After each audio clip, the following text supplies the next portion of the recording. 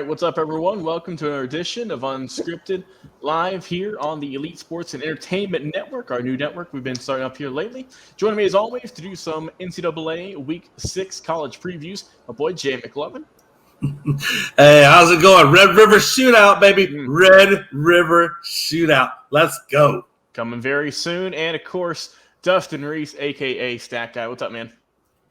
Oh, the Brewers lost last night. It's a great day for me.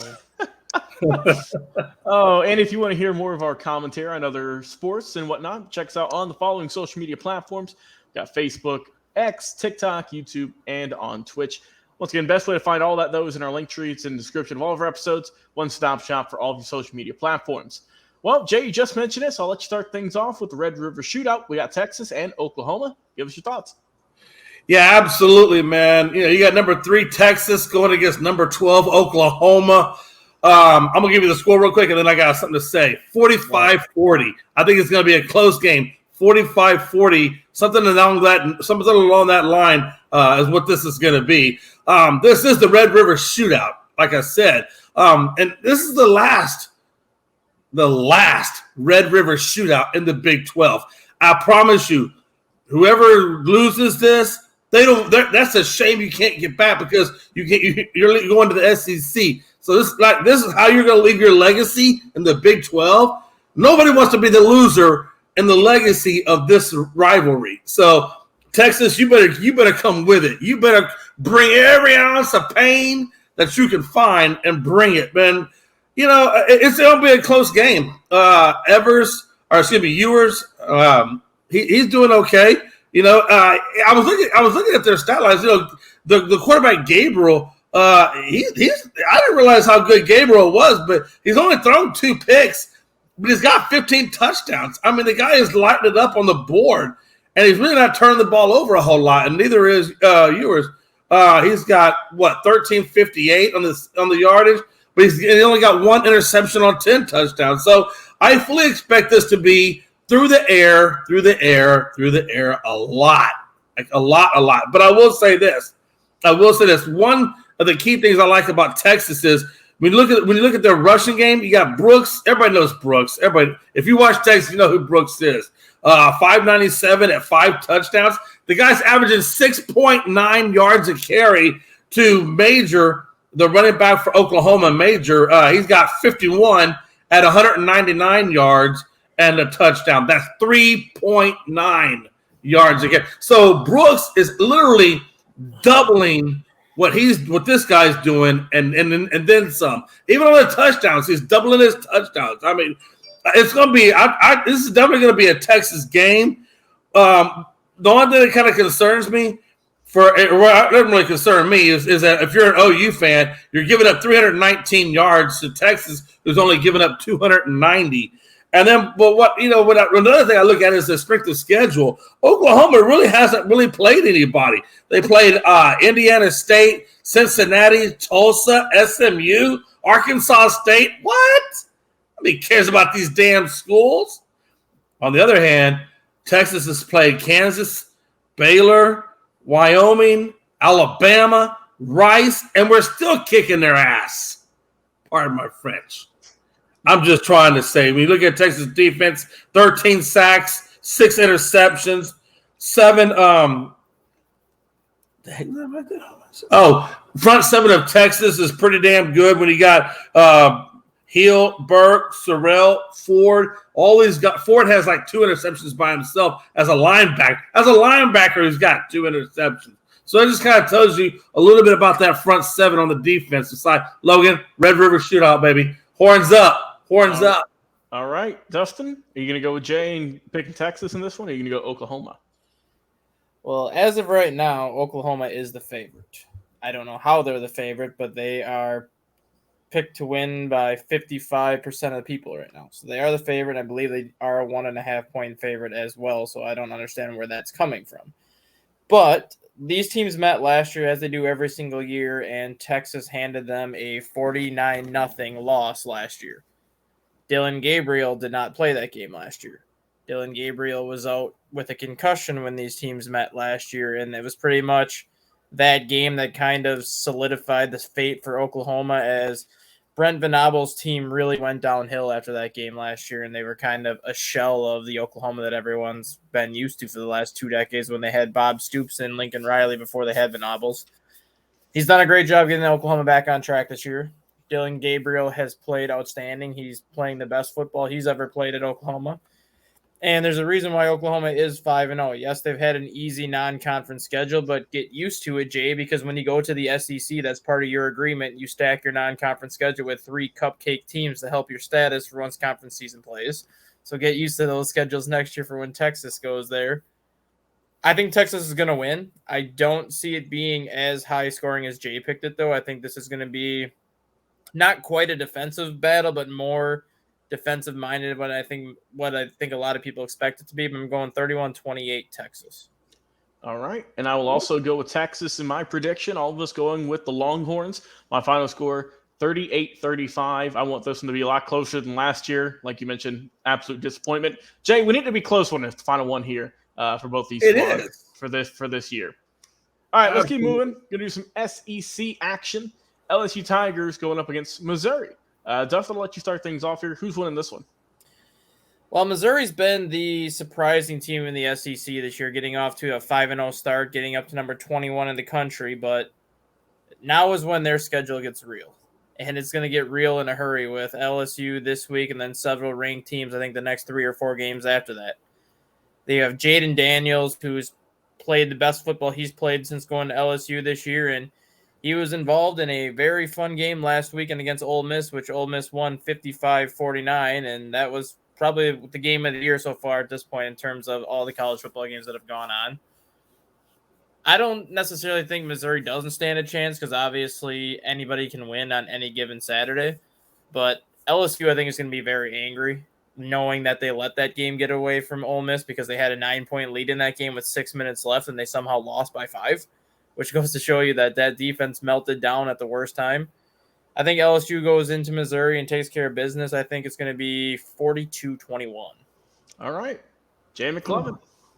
Yeah, absolutely. I definitely have LSU over Missouri. I got it 28-17. Jay Daniels, man.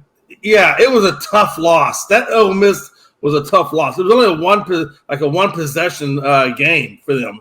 It is what it is, though. But, when you look at it, what he's putting up in yardage at a little over 1,700 with 16 touchdowns, but only 2 picks, he's not turning the ball over. He's got a lot going through the air, and he's not turning the ball over, and that's what you got to do if you want to be successful in this league.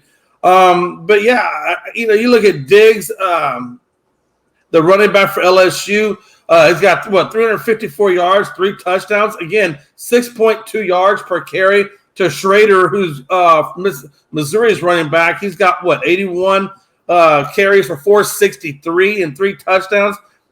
Literally, he's got almost 30 more carries than the other guy, but he's just only a tad bit above him. So that's 6.2 to 5.7 yards per carry. So if you look at LSU, they're getting 551 total yards of offense.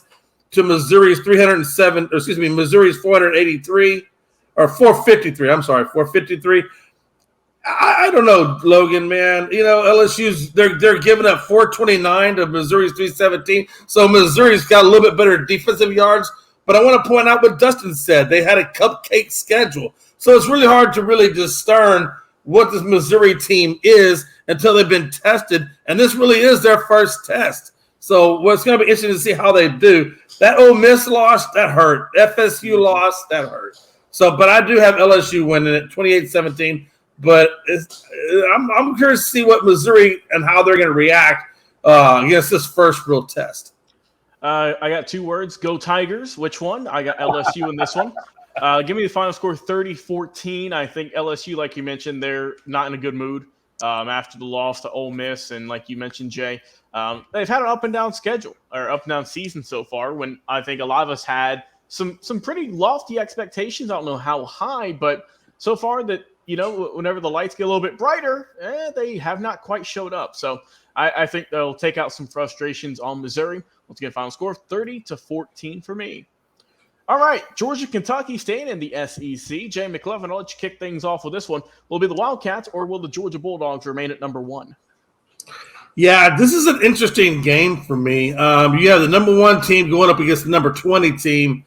Um, I'm gonna go UGA because it's hard to go against UGA. And I got 35-28. And the reason why I got it so close, and it's really a 1-point game. I look at the strength of schedule first. Kentucky's played some people. They have. They played Florida. They played Arkansas. And then, of course, you got Ball State. I don't even know who the hell EKU is. And then of course, you got Vanderbilt. Georgia. This is why I'm such on the fence with this, because Georgia, they played a bunch of scrub teams too, man. Auburn was really the only true team they played, and Auburn isn't really even all that good this year too. And they barely beat Auburn, 27-20. They almost lost that damn game. But what is it? University of Alabama, South Carolina, Ball, UTN.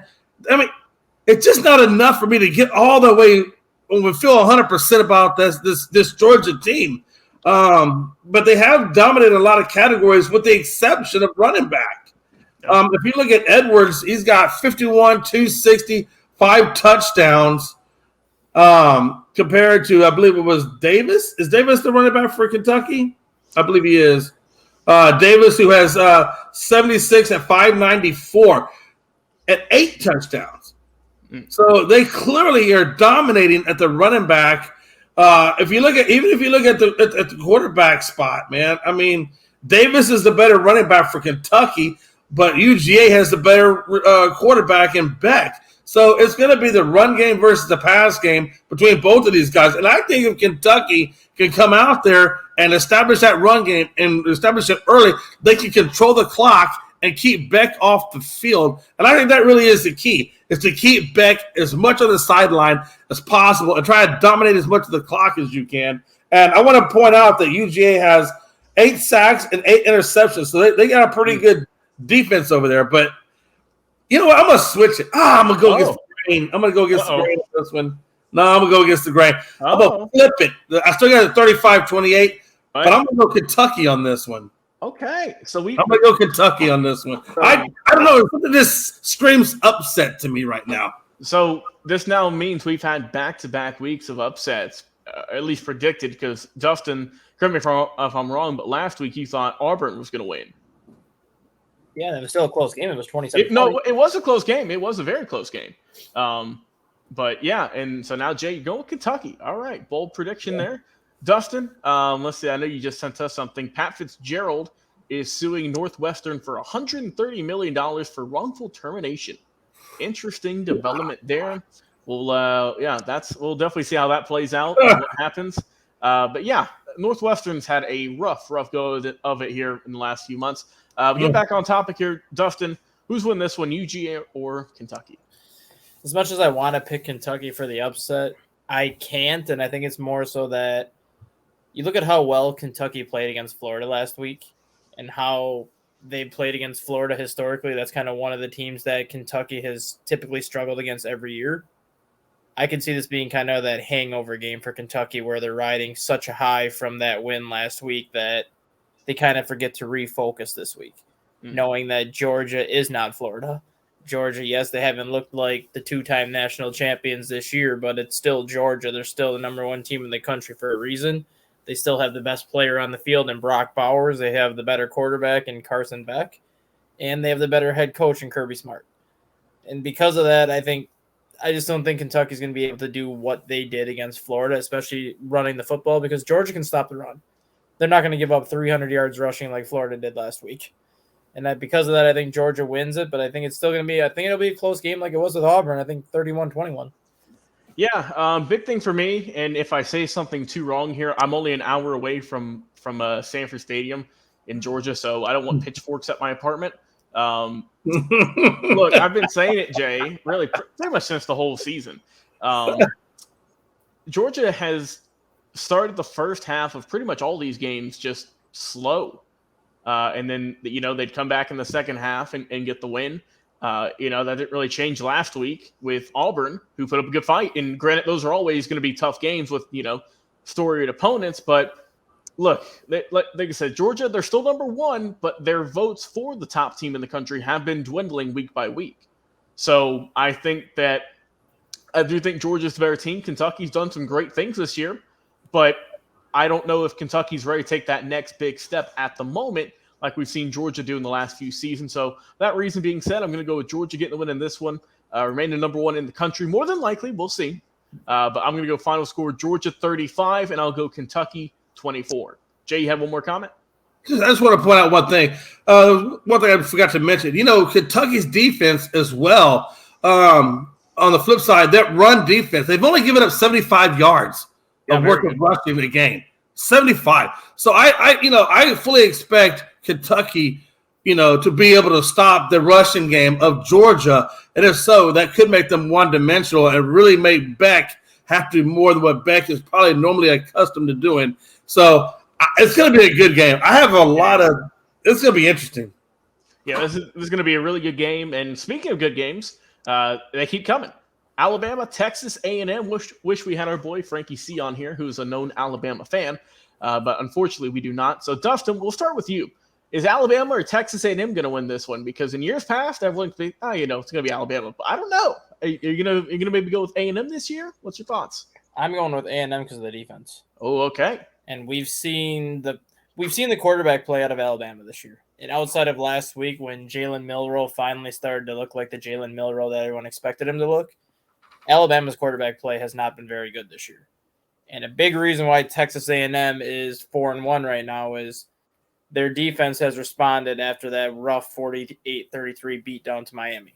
And Jimbo Fisher has done a great job getting this defense back on track. This was the reason why Texas A&M was a top 5 team a couple of years ago. It was because they had one of the best defenses in the country, and they had a quarterback that just did not turn the ball over. And that's kind of a similar situation this year. They have an outstanding defense that's allowing 253 yards of offense per game. They have a quarterback in Connor Weigman that doesn't turn the ball over. Granted, he's not an explosive quarterback. He's more of a game manager. But if you have a good defense and you have a quarterback that can take care of the football, you're going to win a lot of games in college football. And that's exactly what Connor Weigman's doing right now for Texas A&M. A night game at Kyle Field in College Station, Texas is always a crazy scene, especially with how some of those crowds are. There's a reason why that stadium is nicknamed the 12th man for college football. And I do think that crowd plays into it this week. And I like Texas A&M in this one. I'm going with them 24-20 over Alabama. All right, Jay, who you going with? Yeah, first of all, it's really weird to see Alabama ranked number 11. That's just such a weird thing to see. But this kind of shows you how this team looks and how they've fallen. And they should be lucky to be at number 11 and not honestly further back. Again, I think Milroe is the biggest problem here for A&M. That quarterback play is still, for me, too inconsistent to give them the win. So I'm going with A&M on this. I'm going 35-21. And I think it's just because of Milroe's play. Look, if you don't have a field general, you don't have nothing. And I don't think Alabama has a field general. And like Dustin had already alluded to, A&M has the defense. They really do. I mean, if you look at it, they've given up 363 yards to Alabama's 443. So, or excuse me, no, I apologize. I was reading the wrong stuff. They've given up 253 to 298. It's about a 40-yard difference between A&M and Alabama on defense, but it's in favor of A&M. And because it's in favor of A&M and because that Milroe is so inconsistent, I got A&M 35-21. And it's just purely on defense of A&M and the lack of quarterback play on Alabama. Yeah, for me, Jay, I got to go opposite on this one also because we're fighting right now in terms of standings for supremacy with our picks. So I'm going to go Bama in this one. I know they have struggled. I know A&M's look great, but I just got to go with Alabama. I got to go with them. I can't really give you solid reasons, but I don't know if it's going to be a Jalen Milroe game or if this is going to be a game that Nick Saban has to win with his coaching tactics. So we'll see what happens, though. It's interesting you said that because that's exactly what I was doing with Kentucky. So now I know even if Kentucky loses, as long as A&M wins, we'll cancel each other out. That's how we do it. Well, and we still got one more game left, though, so we still got one more game. But for me, I got this one being close, though. I do think that Alabama, it's weird we say they've taken a step back, but they've lost just one game. I know they haven't looked nearly as sharp in years past, which is weird to see. But I'm going to go Alabama getting to win this one. Close game. Give me 28-24, Bama on top in this ball game. And the final one we're talking about tonight, Notre Dame and Louisville. Who's getting the win in this one? Notre Dame have been the jokes of all the college football world as of the past week because of their blunder they had on defense. So, Jay, we'll let you kick things off here. Will they kind of make work out of Louisville, or will Louisville get them the upset? No, absolutely 100% Notre Dame will get the win in this game. Matter of fact, I have it I have it a blowout, for my opinion, 48-17 in favor of Notre Dame. Look, Plummer, he's just a turnover magnet. He is so turnover prone, it's stupid. You got 11 touchdowns, but you got 6 interceptions. Hey. No, I'm sorry, I ain't doing that. Hartman is gonna have a field day, I think. He's got 14 touchdowns, I think, on this season, and no interceptions. So he doesn't turn the ball over. So I think this is going to be a turnover ball game in favor of Notre Dame, and I think they capitalize on it. If you look at Louisville, they really haven't played anybody. North Carolina, BC, Indiana University, or Iowa University, whatever the hell. I forget who I use. I think it's Indiana, right? Yeah. Yeah. Yeah. And then you got Murray, and then you got Georgia Tech. And they barely beat Georgia Tech, 39-34. So, yeah, I'm definitely going to go with Notre Dame, 48-17. I think it's a blowout, and I think Jack Plummer, who is in no relation to Jake Plummer, but plays because I didn't like Jake Plummer either. Matter of fact, correct me if I'm wrong, wasn't Jake Plummer also a Cardinal with Arizona? Yeah, he went to Arizona State, and then he went to the Arizona Cardinals, I believe. But, man, no relation, but same name. Interesting. All right. And Dustin, your thoughts? Well, I mean, Notre Dame might as well get out of the independent schedule and just join the ACC because they have won 28 consecutive games against ACC opponents. Good Lord. That is the second longest streak all time behind Clemson's 34 straight. So Notre Dame has no problem playing the ACC, and the only time they were in the ACC conference, what did they do? They went undefeated and won the ACC that COVID year. So Notre Dame has no problem going in the ACC, and after we go through all this college football transformation where every team seems to be going to 18 teams, I don't think Notre Dame's going to be given a choice. I think they're going to be forced to join the conference because all these other conferences are going to have locked schedules where you can't play out of your conference anyways because the conferences are going to be so big. So I don't think Notre Dame's going to have a choice much longer. I think they're going to be forced to either join the Big Ten or the ACC, and knowing that they're in the ACC for everything else, it just makes sense that they just go there anyways and play the rest of those teams as it is. Notre Dame did not look good against Ohio State. They lose with 10 men on the field. They did not look good against Duke last week, and had Riley Leonard not gotten hurt on that last drive, who knows what happens to finish that game. So Notre Dame has been exposed a little bit. But for whatever reason, when they play the ACC, they show up, and they show up in a big way. Sam Hartman has absolutely torched Louisville in his career. His last 2 games as a member of Wake Forest against Louisville, he has 12 touchdowns and 0 interceptions and 974 yards passing. And that was with less weapons than he has now in that Notre Dame offense at Wake Forest. So because of that, I think Notre Dame goes in there, and I think they win 45-14, and I just see another game that Sam Hartman just goes out and destroys the Louisville secondary. All right, well said. My final prediction for this one, I'm going with the peanut gallery here, guys. Notre Dame getting to win this one. Also a big win. Give me Notre Dame. I'll go Notre Dame 40, and I'll go Louisville 10. Make it a 30-point ball game. Well, hey, guys, that's been our predictions for Week 6 in the NCAA. Jay McLovin, Dustin Reese, always appreciate you coming on here and talking some sports with me. Been your host and producer this evening, Logan Landers. Enjoy the rest of your nights, everyone, and we'll talk to you again on another live episode. We'll see you soon.